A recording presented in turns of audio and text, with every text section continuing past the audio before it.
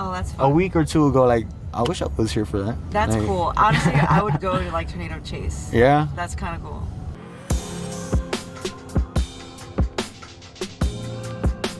Alright guys, so this is my high school, Grand Prairie High School. I attended this high school from the years 2012 to 2016, graduated in 2016 obviously. You know, before I even went to school here, my dad used to make me run up these steps right after I ran the track. And when I started coming here, then I started running cross country. I would run on this track over here that you're gonna see in a little bit. Other than that, yeah, I've made a lot of good memories here. Appreciate it, man. Good luck, man. Thank you. Yeah, look, this whole city has changed due to the fact that this tollway is passing through the city. There used to be like almost nothing here, but this city is really revolutionizing itself off of that highway. They're building a lot of stuff along it. The Epic wasn't there like 3 years ago, you know. And just seeing this whole city change before your eyes, you know, it's just crazy. We're going to Heaven on Earth right now, the best place in the world, Waterberg. Well, first of all, like after let's say like a school event or something, it'll be like 11. You know what's open at 11? Nothing. Waterberg is open 24/7. They have like they got everything. They even got a breakfast menu that's actually pretty good, you know. They got burgers. If you don't like the burgers. Well, ladies and gentlemen, I think, as I said in the ring, we should be celebrating one of the greatest fights, one of the greatest comebacks I think we've ever seen.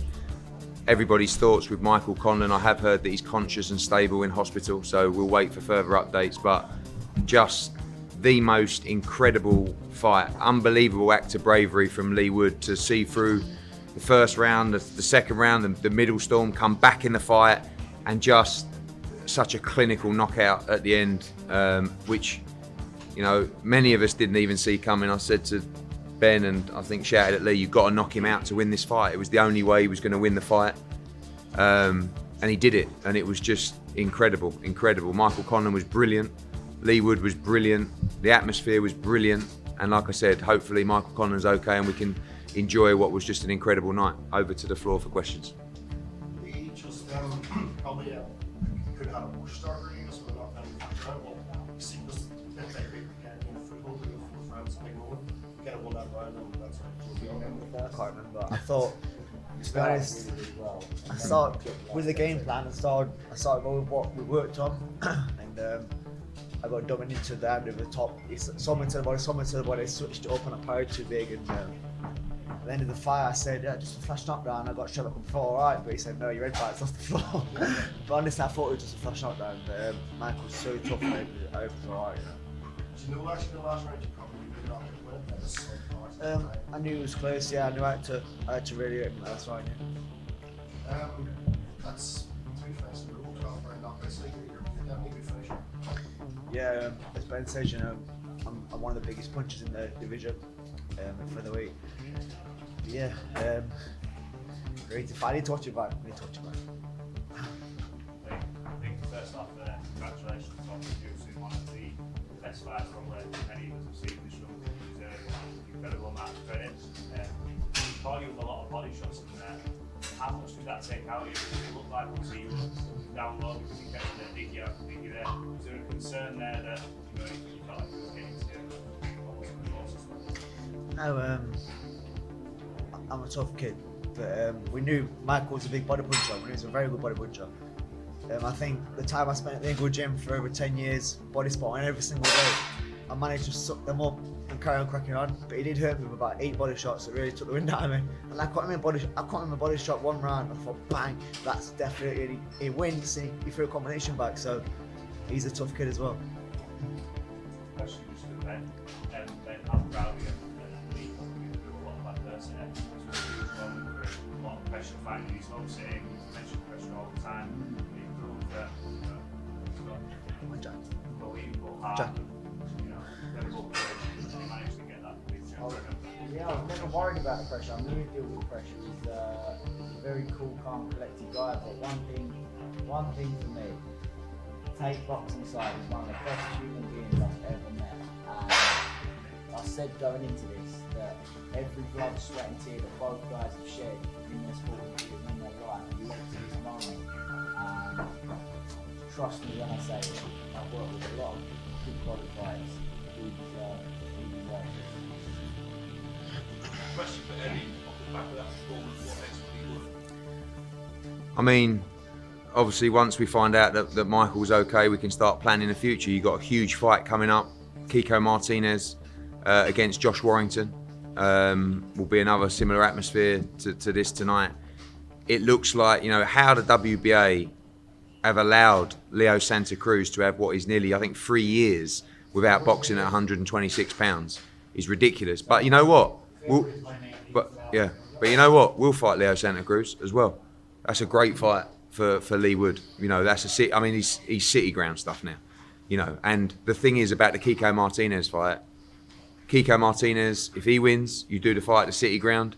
If Josh Warrington wins, there's an argument whether we go city ground or Ellen Road. But you know what? It's a nice argument to have. It's a nice argument to have. And when he was walking down there to the ring, I said to him, this is just like Carl Froch against Butte. And I said to Carl Froch that night, if you lose tonight, mate, he's going to take everything you got. And I said to Leigh as well, this is just the beginning for you. You just got to believe in yourself and go and win this fight. And you know, but to do it like that in the 12th round, you know, I mean, I wish that, you know, Michael would have got up and we could have been celebrating like an all going mad. But that will come. But it was just the most dramatic fight I've ever seen, and it just shows you two things in boxing. You know, one, never give up, because even though many thought that he was spent, he's still got great power in both hands. And two, never switch off. Like, you know, I thought Michael Conlan was brilliant. I thought he boxed a brilliant fight. And just, you know, the pressure, everything, you know, the knockdown in the 11th, wasn't it? It doesn't really matter. But just things started to change a little bit, you know, and I have to be honest, you know, I was screaming at him at the start of the 12th saying, you must knock him out to win. But I never really see that coming. You know, I would love to have, you know, I dreamed of that coming. But if you ask me honestly, can he do it? I would, you know, I have my doubts, because he went through so much in the fight. And you see fighters lose their power when they've taken so much punishment in a fight. That was what was so spectacular about the knockout. He went down in the first round. He was out, got up. He was lucky the bell came. He somehow survived the second and third. But to still carry that power in the 12th round shows you how strong a puncher is, but as well shows you how well conditioned he was. Because you don't get up from knockdowns like that and knock someone out in the 12th round if you haven't done your conditioning right. So well done to Ben and all the guys. Question for Leigh. Did you know you needed to knock him out to win?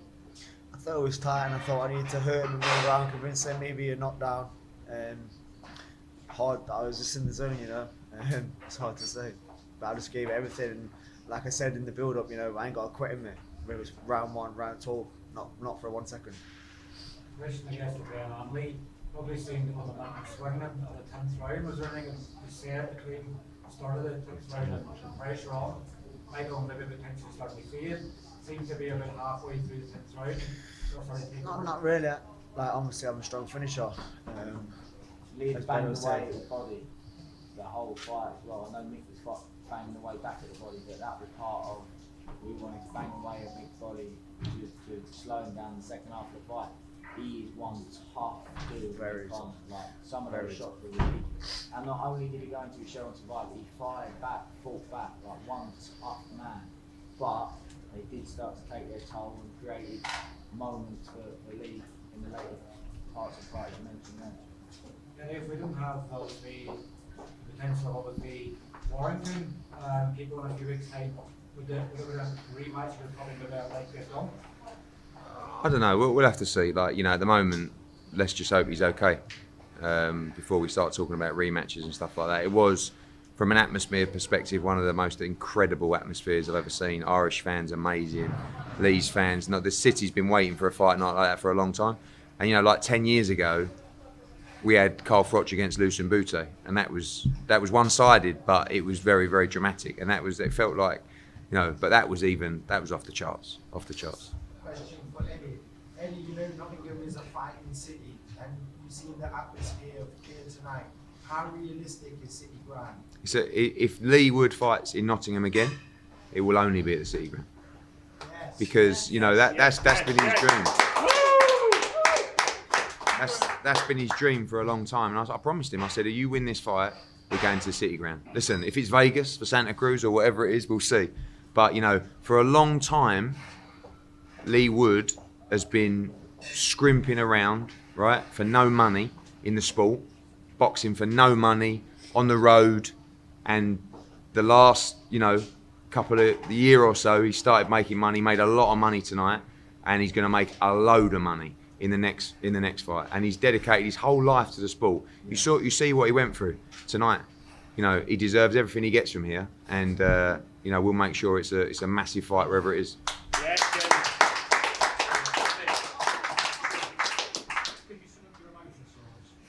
Very emotional. I've shed a few tears actually.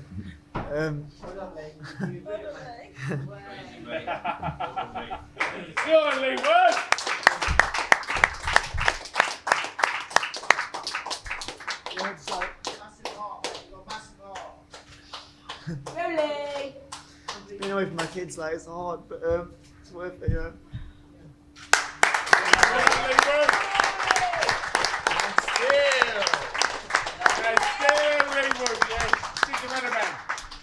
When we spoke in Belfast, we said, a fella said before, when the word is one thing, with the it's another.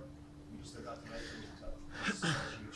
Yeah, I knew what I was prepared to go through to win that fight against Canada. I was literally prepared to walk through fire, so I knew Mick would be the same. So I knew, like I said before, if he was giving 50, I'd give 59. If he gave 8 to 9, I'd give 19. And whatever he was prepared to give, I had to go one belt. I had to dig deep. I knew there'd be times in this fight which I'll get a gut check, and I've already had it before in other fights. I knew it was there. I just got to stay mentally strong. Even in the preparation for this fight, you know, I went through quite a lot. When the fight got announced, I couldn't even throw my hand. It was a bit early from the operation. I could have done with a bit more time, but yeah, I mean, obviously I don't have to excuses because I won, but preparation could have been better. My first spot, I got a massive cut, and a few bits and bobs happened. But like any camp, you know, you come across hurdles. But it's just like the fight, you know, you come across adversity, and I've been through it in the camp. I've been through it in other fights, and I had that experience on the night, and I don't think Mick had, and that might be the difference. A lot of people. How do you guys feel about Leigh Wood? If you didn't get a chance to watch the card this weekend, Leigh Wood defeated via spectacular 12th round knockout, a knockout in which he needed to win the fight. He defeated top ranks Michael Conlan. If you don't know, Mick Conlan, top rank fighter, Leigh Wood, matchroom fighter. Matchroom won the purse bid to host this fight, so Mick Conlan went over to the zone. He was the favorite to win the fight, at least, you know, to me he was. And I've never viewed him as being like a top, like, tier fighter, the type of guy that can unify a division or two. Hey, listen, we're here to be, you know, tell the truth, you know, be critical. So I don't want to say like a club fighter. Put it this way, I guess I'm just going to say I was never really high on Mick Conlan, never, you know. So to jump right into things, how do you view, or where do you view Leigh Wood regarding the top 5 at 126 pounds? Now, as it stands right now, he's Leo Santa Cruz's mandatory. Leo Santa Cruz hasn't defended his portion, the WBA Super World title, and what has it been about? It hasn't been 3 years yet, has it? That Super World title he defended last, yes, a little over 2 years. 3 years, my God. My God, Leo Santa Cruz, this is it. Remember, after that, it's been 130, 410 at 130. So he's just been holding this belt hostage. He's just been holding this belt hostage, Leo Santa Cruz. It ain't right. Kiko Martinez, March 26th, is going to be taking on Josh Warrington in the rematch. Josh Warrington is the favorite, but no telling what's going to happen these days in boxing. So I'm going to say, listen, that fight's now 50-50. If you would have asked me 2 weeks ago, I would have been like, Josh Warrington's going to beat him again. I don't know. You know? The 126-pound division is it can be unified. Mark Maxayo is supposed to be fighting Ray Vargas. That may be announced tomorrow. We're going to talk about that later on in the video. See, here's the thing. Leigh Wood can't unify with Kiko Martinez, Josh Warrington winner because that WBA world belt can't be unified. Only Leo Santa Cruz's belt can be unified. So basically, Leo Santa Cruz has to drop that belt or he's got to fight Leigh Wood, period. Now, Mick Conlan versus Leigh Wood, does that really make sense? Yes, I think fans would like to see it. But if we're going to look at it from a boxing political side, and, from a management side, then listen, try to go after the winner of Kiko Martinez and Josh Warrington. Emmanuel Navarrete, in my opinion, washes all of them except for maybe Leo Santa Cruz. I still like Leo Santa Cruz at 126. Just my personal opinion. Navarrete, we don't know what's going on with him next. He's been flirting with 130. Isaac Dogbay, who he beat, is his mandatory. No, correction, not as mandatory, but close to. I won't be surprised if Dogbay and Abraham Nova get ordered to fight each other to be the mandatory. And then you have number 4 there, Mauricio Lara. So, what's next for Mick Conlan? I mean, I don't know. Put it this way. The way he got knocked out, let me pull up the clip here. You can see how he can improve in a rematch. And overall, I do think he is the better fighter than Leigh Wood. In my personal opinion, of course. Here's a clip of the knockout, the actual knockout punch. On the broadcast, you couldn't see it from this angle. They didn't show this angle. But basically, he had him on the ropes. And then he's going to hit him like right on the temple. It's going to come across. And he kind of leans into it a little bit. Perfect shot. Man. And then he just shut down. Like completely, just like a robot.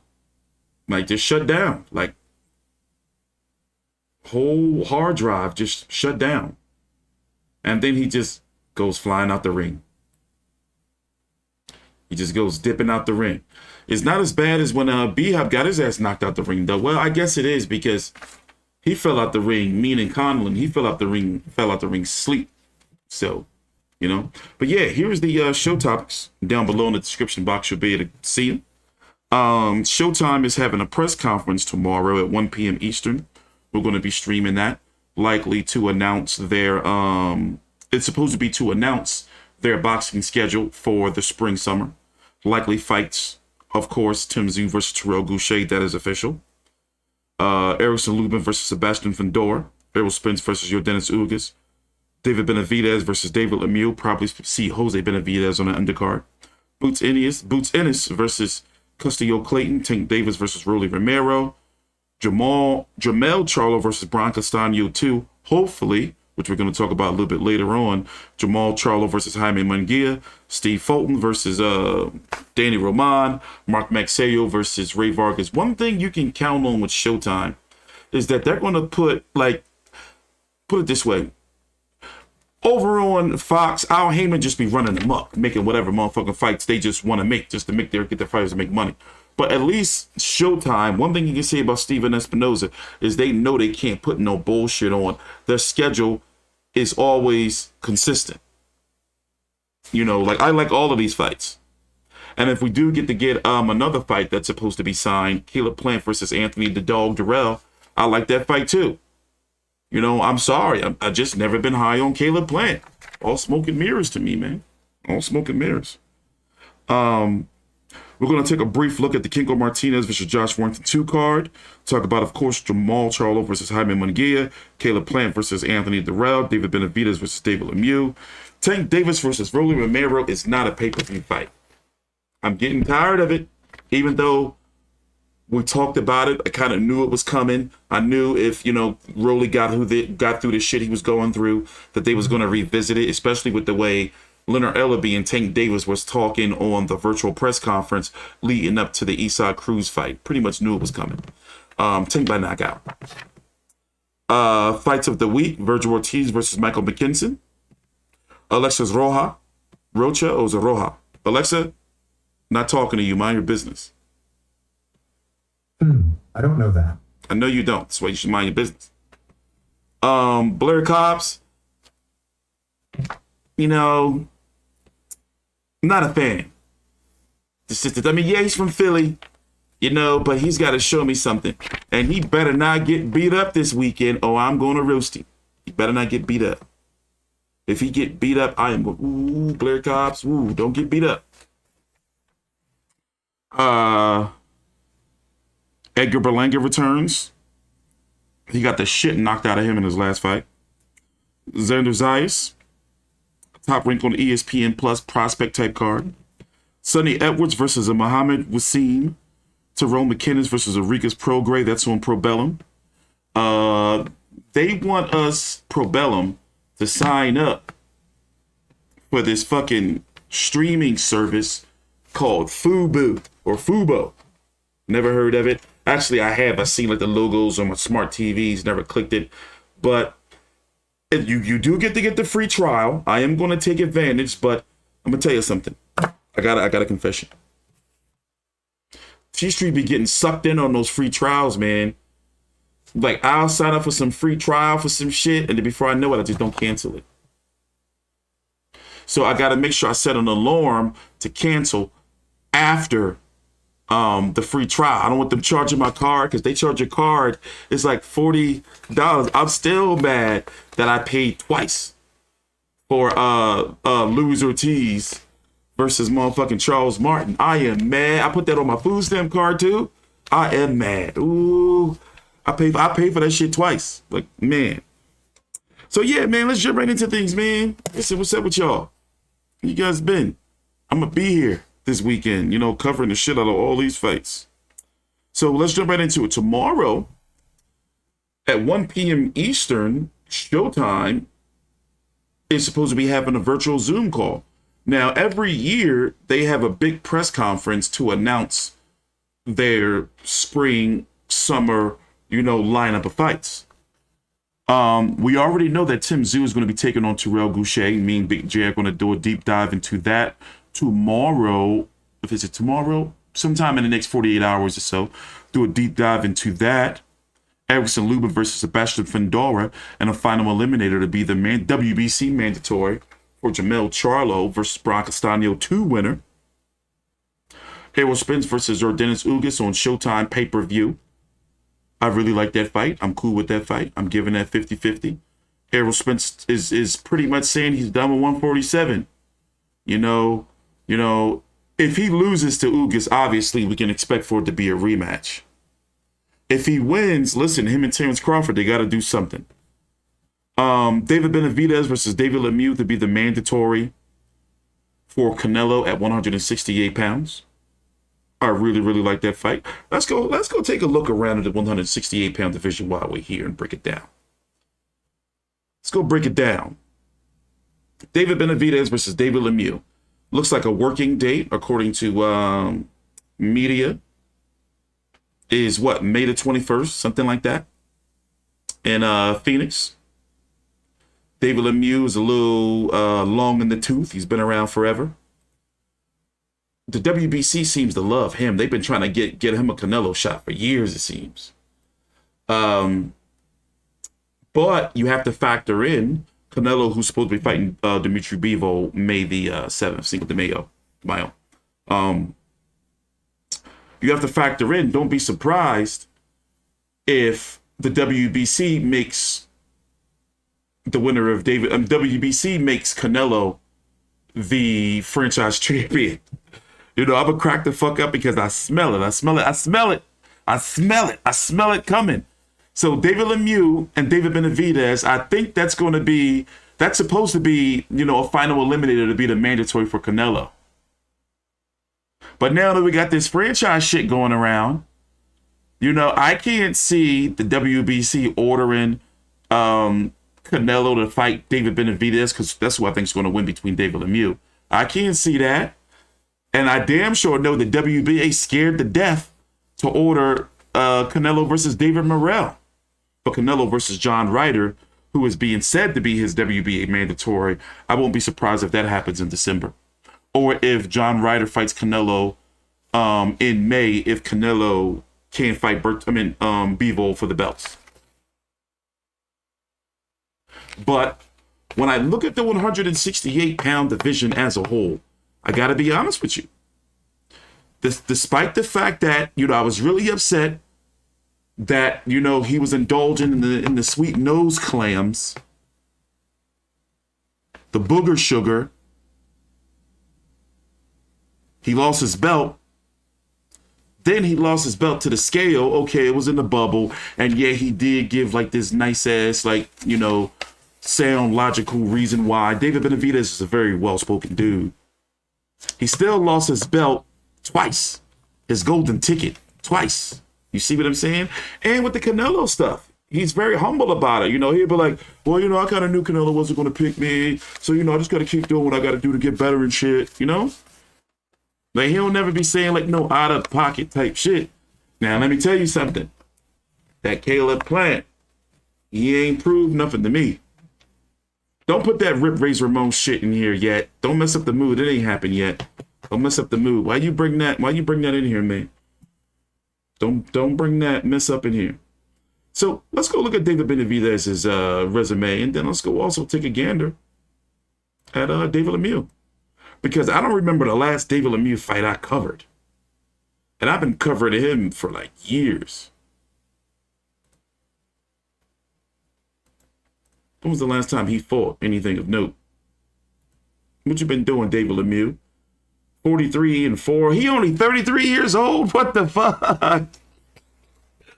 Don't he seem like he been around forever like Irislandi Lara? He's only 33 years old. But one thing about him for sure is when he got beat up and lost, he really got his ass beat. That hair flopping all around the place. He got it. Damn. I thought he was out there today.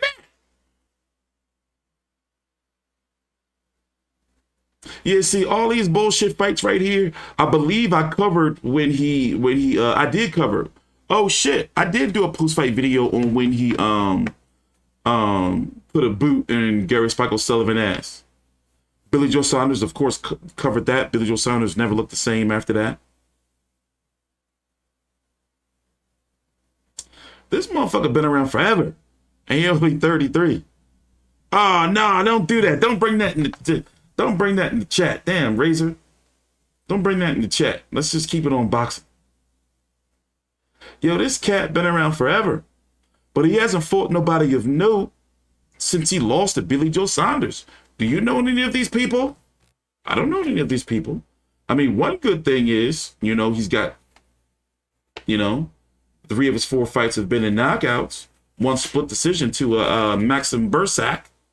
I don't know who that man is.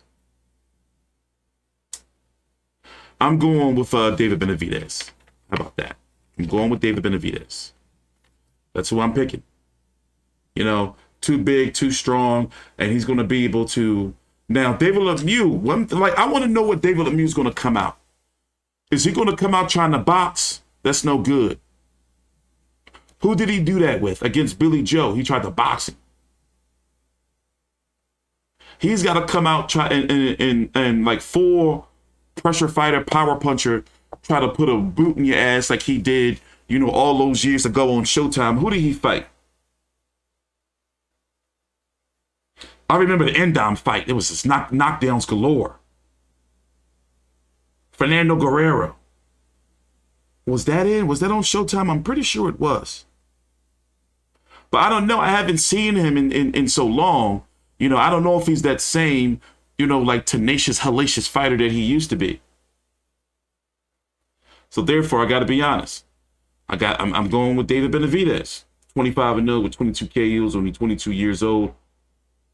Karan Davis got him out of there. Ronald Ellis got him out of there. Romer and Gulo got him out of there. Anthony Daoud, Darrell got him out of there. Jalen Love got him out of there. Those 2 fights with Ronald Gavril. Still, nonetheless, complete sweep. The second fight rematch. And then you have our guy, Caleb Plant. I mean, he talked the talk, you know, but he hasn't really shown me anything. Now, let me explain. Let me really explain, right? Roger Leo, Bad Medina. You know, Jose Uzcategui was looked at as a boogeyman by many, but because I cover a shitload of boxing, I never looked at him as being no boogeyman. He lost to Matvey Korobov, and Matvey Korobov is pretty good. And then if you look at what he's had up until Andre Durrell was half a man, nowhere near who he was before he got hurt all those years ago. So it depends on how you look at it. I never really looked at him as being a boogeyman. You see what I'm saying? So, and that's where, you know, he got all his clout from beating Jose Uzcategui. But then after that, what? Subway Mike Lee? Do I need to take you back down memory lane? Subway, okay. You want to see Turkeytopia? I'll show you. It's a good time to take a little break. Take your time out, like the video, subscribe. I want you to watch this shit. He fought this guy. Now, what relevance does that have? I don't know, but I didn't like it. I was pissed, like, what, yo? And then Mike Lee was licking his gloves and spitting all in the ring. He went from being a complete gentleman to like some complete nasty ass white man savage and just like ill.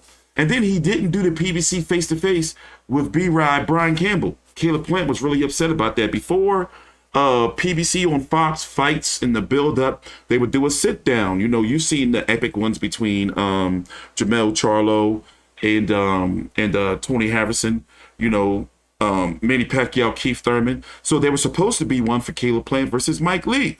But anyway, nasty-ass Mike Lee, Turkeytopia. It's Turkeytopia at Subway. Turkeytopia? Is that even a word? I don't understand. Try a tasty twist on turkey. The surprisingly low-fat turkey melt with a blanket of melt-delicious cheese. One bite and you're in Turkeytopia. So what's Turkeytopia? Turkey heaven. I got it.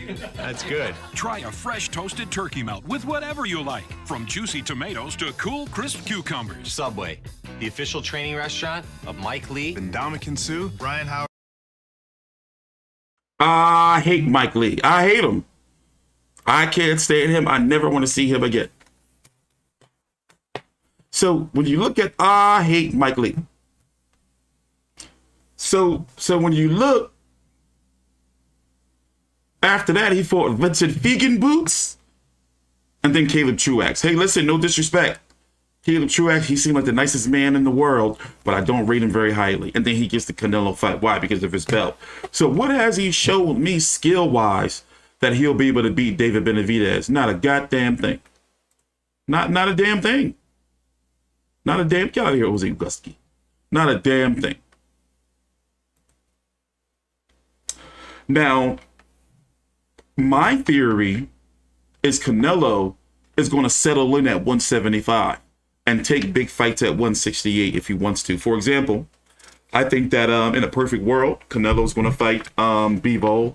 If he beats him in 175 in May, he'll fight Golovkin in September. He'll fight Golovkin at 168 to defend his titles. Then after that, if he wants to fight in December, he'll fight John Ryder to hold on to his WBA belts a little bit longer, or his titles.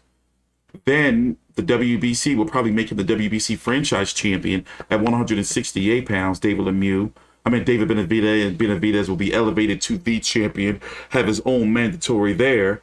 There currently is no IBF mandatory or WBO mandatory for Canelo Alvarez, but the WBO mandatory at 168 is going to be the winner of Demetrius Andrade versus Zach Parker, And then by time an actual enforceable mandatory comes around, whether it's the IBF or the WBA, you know, they're going to have to because they have to consolidate their belts. Or the WBO, he's going to vacate all of those titles and reign up at 175 pounds. The point being is that if there's anybody that has a closer chance to get David Benavidez, to get Canelo, will be David Benavidez, not Jermall Charlo, which we're going to move on to. But it's looking like if anybody like Andrade or David Benavidez wants to get a shot, or even Jermall Charlo, they're going to probably have to meet him up at 175 pounds. Just my personal opinion. But I think that's pretty logical. Now, Caleb playing Anthony Durrell, don't be surprised if it's probably some IBF shenanigans with that. What up, Charles Barkley? All right, I see you, man. Yell at me. Yeah. So moving on. Canelo Bivol, so far as it stands, it's still set.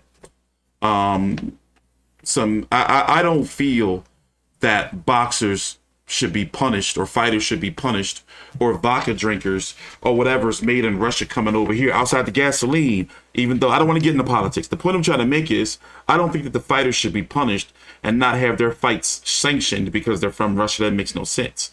But with Canelo, I don't think they're going to do it because there's too much money in the pot. You see what I'm saying? If Canelo wasn't a champion, you know, I don't think they want to lose that money. What else is on the list? Tank Davis versus Rolly Romero. Now, maybe it's best if we go take a look at a gander. Take your time out, like the video, subscribe. Let me pull up all this crap. Now, let me say it like this. I like Tank Davis. He's an entertaining fighter. But Rolly Romero just don't do it for me. And that is not a pay-per-view fight. 4 years ago, 3 years ago, you know, that would have been on regular Showtime. How does he get a shot? Like, you know, here's the thing. They're really relying on Tank to be like this pay-per-view star, and it's just not popping. He's going to be 28 at the end of this year, November. And with the opponents that he's fighting, they just don't move the needle. You know, he was supposed to fight Rolly Romero before now. The Rolly Romero fight, I'm pretty much thinking that they're making it because it's in-house. He's Tank Davis is mandatory. The winner of that's supposed to be Kambosos is mandatory. Rolly Romero, you know, he's a pretty charismatic dude. He can talk on the microphone. I'm thinking that's the logic. And then the fight can likely produce a trending knockout because Rolly Romero is not looked at as being that good. Now, for them to put this on pay-per-view for $79.99 in the same month that Canelo is supposed to fight Dimitri Bivol on pay-per-view, it's just like, okay, y'all motherfuckers, you know, y'all going too far now. Y'all putting this shit in the same billing cycle now. Y'all making me sick. Now, I understand, you know, guys like Leonard Ellaby being a company man that he is. That's his company. He is Mayweather CEO of Mayweather Promotions. He's supposed to sell all these fights to us. But we haven't even got pay-per-view numbers or any type of rumors of pay-per-view numbers for Tank Davis versus Isaac Cruz. And the rumors going around for that is that it did somewhere around 100 or so thousand buys, give or take. These fights, yeah, it may produce like a nice atmosphere in the arena, you know, where fans are there hyped because you're seeing like a good fight and everything, because Tank Davis versus Cruz was a good fight. It was competitive. But when it comes to people saying like, yo, the pandemic's over, we're going to stay in the crib and we're going to buy this shit on pay-per-view, especially in the target demographics like the 18 to 35. Or even, let's say, 16-year-olds who watch Tank Davis. They know how to watch these fights for free. They're not bringing in the casual appeal to override how many people is going to be streaming the fight. Tank Davis versus Rolly Romero is not the type of fight like, yo, Tank is fighting, we having a motherfucking barbecue. Tank Davis is the type of Rolly fight where people in B-more are trying to go fucking freeload off of somebody else to try to watch the fight. Then they get over the motherfucking fight and they find out, oh shit, he fucking got his laptop hooked up to the TV. It's that type fight. People ain't buying these shits, man. And looking at Tank Davis's resume, hey, listen, I get the politics behind all of it. And Leonard Ellaby and Mayweather, they've said to us openly, blatantly, that Tank is an in-house fighter. Now, rumors are that they're going to try to go heavy at Ryan Garcia. But with the next topic we're going to talk about, it's kind of hard to really, really believe that, because look, if we can't get Charlo Munguia made because the zone may interfere, then the zone has been also, the broadcaster of this part of the career of Ryan Garcia. So what makes me think that they're not going to get in the way for that too? Boxing can be really fucked up. But to be honest, I liked the Leo Santa Cruz fight, okay? I did. And I understand why they were putting it on pay-per-view. It was bound to be fireworks, and then of course, it's been, among all promoters. It's not just PBC, it's not just Top Rank, black fighters versus Mexican fighters, if the black fighter don't really sell that well, they try to fill it out by putting Hispanic. Mario Barrios, same formula. Isaac Cruz, that was the secondary formula. They was going off of Rolly Romero being able to get on the Tank's skin and create some headlines. The Gamboa, well, listen, I'm tired of seeing him. And word on the curb is we supposed to be getting Isaac Cruz versus Yorkins Gamboa. Ew. Just retired Gamboa. I don't want to see him no more. The man's got 1 foot, 1 shoe.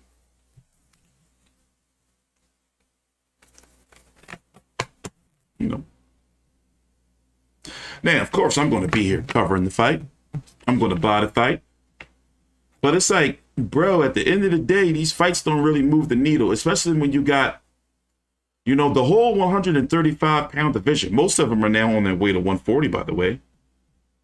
The whole 135-pound division from, sad to say, Devin Haney's belt don't mean shit.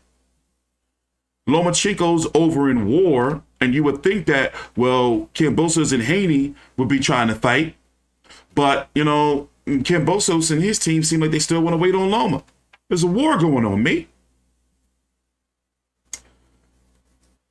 You got Teofimo Lopez, whatever was going on with him, his, wife, not seeing his baby, getting punched in the neck. He's off to 140 pounds. And remember that whole year, however long that was, we had to deal with the Triller mess. Ryan Garcia, I just have no faith in him. The kid seemed like he has promise, but he's all over the place. He's a kid. He's all over the place. And they make it so bad because they're talking all this shit on social media. And we know because of politics, or in like we're going to talk about with Charlo Munguia, network or broadcaster exclusivity gets in the way. So at the end of the day, when a Tank Davis says he wants to fight somebody, when Devin Haney says he wants to fight somebody, well, it depends on the type of fighter. But basically, the point I'm trying to make is when these fighters say they want to fight somebody, it's not up to them. It's up to their promoters, the broadcasters, and the managers. That's why you don't see me on here doing these videos every damn day about this fighter said this about such and such. This fighter, they can fight and all this. They said they agreed to terms. I'm not trying to hear none of that shit no more. Maybe I'm a jaded boxing fan. Who knows? But I don't feed into none of that mess. No way. I got too much shit to be going on in my life to be. Remember all that shit? Tank, Ryan Garcia, Teofimo, Devin Haney, Kambosos, of all of them last year talking all this shit to each other year and a half ago. And look, none of them still ain't fight yet. I'm not trying to hear it. Not trying to hear it. No way, Jose. This weekend, you have Virgil Ortiz taking on a Michael McKinson. Now, correct me if I'm wrong. Is this fight some type of eliminator? Because I'm a little out the loop, okay? Is this fight some type of eliminator? Of course, Errol Spence, WBC IBF champion, taking on your Dennis Ugas, WBA Super World champion, April the 16th on Showtime pay-per-view. Terrence Crawford, we don't know what the hell he's doing. He wants to flirt with 154 pounds, possibly try to meet Errol Spence up there since it's going to be moving up there soon. David Evanesian, he's fighting this weekend. Boots Ennis, hopefully his fight's going to be announced tomorrow when Showtime announces their boxing schedule. We're going to be here at 1 p.m. Eastern tomorrow. Showtime is rumored to be announcing. They're having a virtual press conference tomorrow. They have it every year or so to announce their spring and fall. Their spring and summer boxing schedule. We already know about Tzsyu versus Terrell Gausha, Erickson Lubin versus Sebastian Fundora, Errol Spence versus Yordenis Ugas, David Benavidez versus David Lemieux, Boots Ennis versus Castano Clayton, Tank Davis versus Romero, Jermell Charlo versus Brian Castano 2, and hopefully Jermall Charlo versus Jaime Munguia, Stephen Fulton versus Dana Roman, and Mark Maxayo versus Ray Vargas. Hopefully.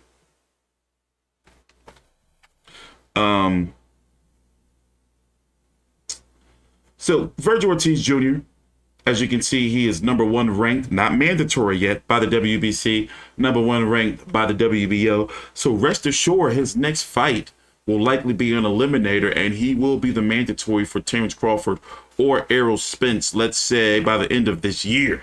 Could be, like by the end of this year. Now, it's going to be really interesting to see what happens if the WBO orders Ortiz to fight Boots Ennis. But it looks like Boots Ennis is targeting an IBF mandatory spot against Castano Clayton.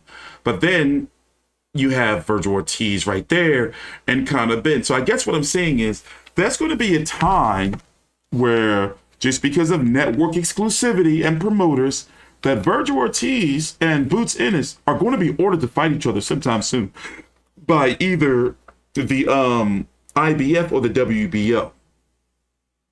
And who's going to turn down the fight? Whose side's going to be? So expect for that shit to start going around. Somebody's going to say somebody ducked who. That's going to start up in the next couple of months. And Blair Cobbs. Now, let me pull up this card first. And my man Blair Cobbs. I don't know about Blair Cobbs, man. I don't know. All that shit he's talking, it sound good. But when you go sticking your beak in other people's business, what's like a good, like, how do birds hurt their beaks?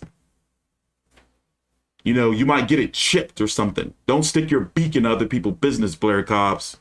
He hasn't shown us nothing yet. And the guy he's fighting, Rocha, or Rocha, how you pronounce it, it's pretty good. So here's the card on the zone. Virgil Ortiz versus Michael McKinson. Roja versus Blair Cobb. Ramla Ali against Shelly Burnett. John Ramirez versus, okay, there you go. But let's go take a look at Blair Cobbs. 32-year-old, by the way. He is not ranked by any of the sanctioning bodies, WBC, WBA, IBF, WBO. He is from Philly. And he has a pretty crazy story if you want to go look it up on social media. But he's got a crazy story with him, man. How dare you? Oh, God. Scared me.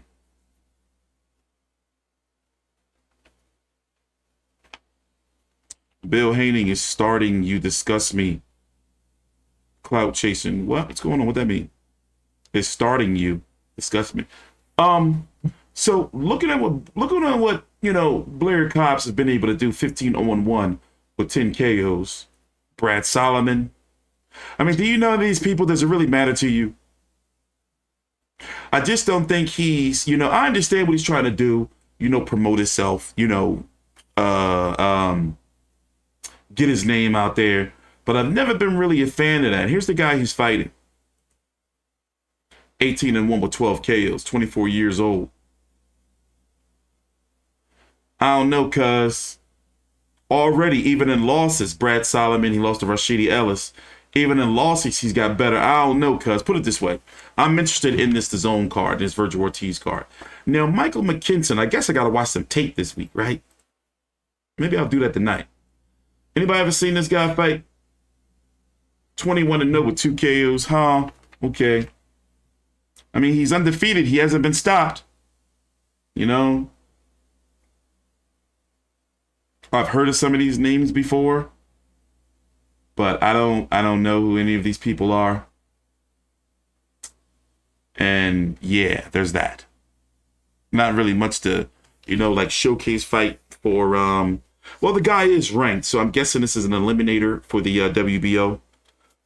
Showcase fight for him, meaning Virgil Ortiz. Moving on. Final topic of the video. Jermall Charlo versus Jaime Munguia. Let me pull up Oscar De La Hoya's plea he did yesterday. And it really doesn't really make too much sense to me that a deal is going to get done unless they do some, damn, I done opened up Twitter and they're talking about how Scott Hall is gone. I don't like this not one bit. I don't like this not one bit. Damn, Scott Hall. And the thing is, you would have thought, you know, I mean, I don't want to say it like that, but it would have been drugs and he died in some type of freak accident. Jesus. That's just how it works. So anyway, here's what Oscar De La Hoya said last night first of all, on social media. Virgil Ortiz versus McKinson. Sunday night, but work never stops. First of all, Virgil Ortiz versus McKinson, fight week. We can't wait at the Galen Center, live on the Zone. It's going to be a great fight. Ryan Garcia, April 9th, his big return. Tickets are almost sold out in San Antonio. It's going to be a great fight. And Jaime Munguia versus Charlo. Look, listen, we want the fight, obviously. And Charlo's the champion. He gets the bigger cut. We all know that. That's common sense. Showtime, yes, you have the fight on Showtime pay-per-view, but I need the Zone to participate. They built Jaime Munguia. That's only fair. It's business. More platforms, more pay-per-views, more money for the fighters. What's wrong with that? Sunday night, but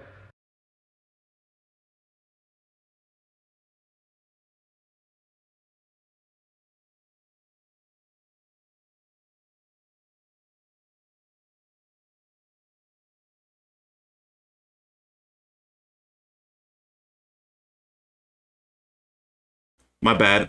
Now here's what we've been hearing that's going on. Showtime is set to broadcast the fight, but conflicting reports are saying that it wasn't supposed to be on pay-per-view, but on regular Showtime. But here in this article, just for context, it says on pay-per-view source said, however, Golden Boy insisted that his partner, the Zone, be involved as well. PBC offered Golden Boy the TV rights in Mexico and the UK, where the Zone is popular. However, Golden Boy officials didn't respond by the noon deadline. Now, to me, Charlo versus Munguia is not the type of joint venture fight where, you know, you got two broadcasters working together. I mean, yeah, it's a good fight for us boxing hardcores and degenerates, yeah.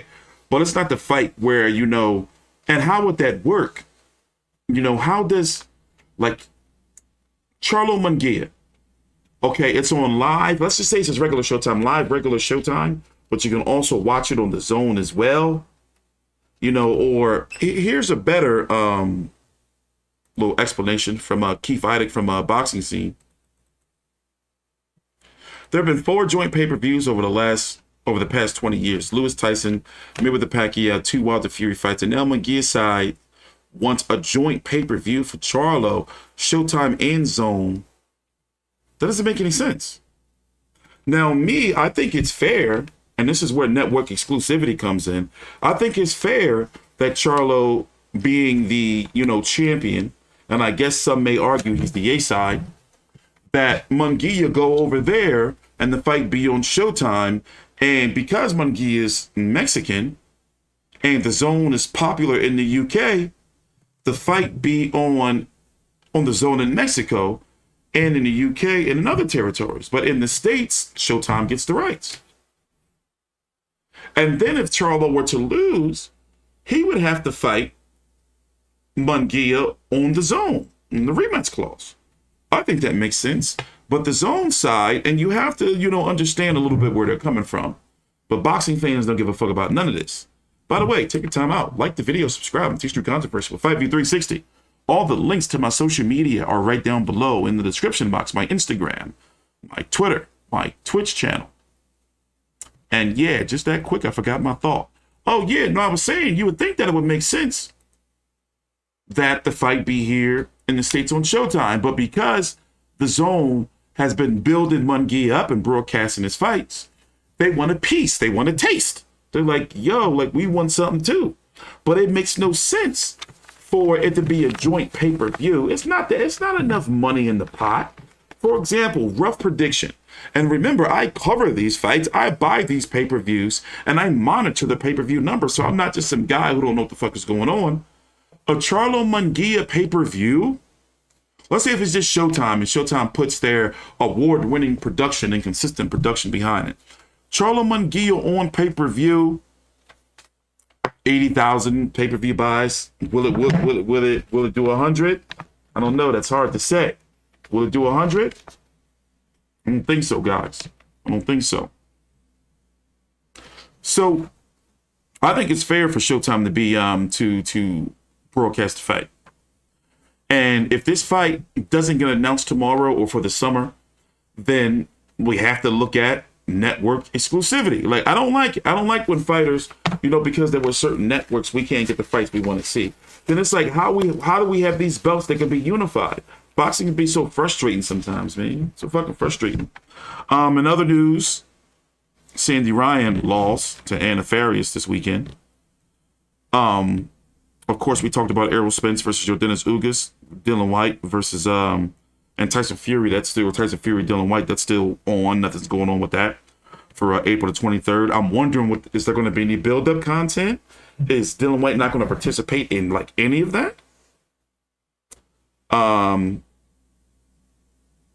Oscar Valdez versus Shakur Stevenson. They took some photos. That's still happening April the 30th in the MGM, along with Katie Taylor versus Amanda Serrano in New York. And what we're hearing is that the times are not going to conflict with each other. Roman Gonzalez versus Julio Cesar Martinez. Of course, we talked about that. Josh Taylor versus Jack Catterall 3 weeks later. They calling the police on Josh Taylor. They trying to have this shit heard in the parliament.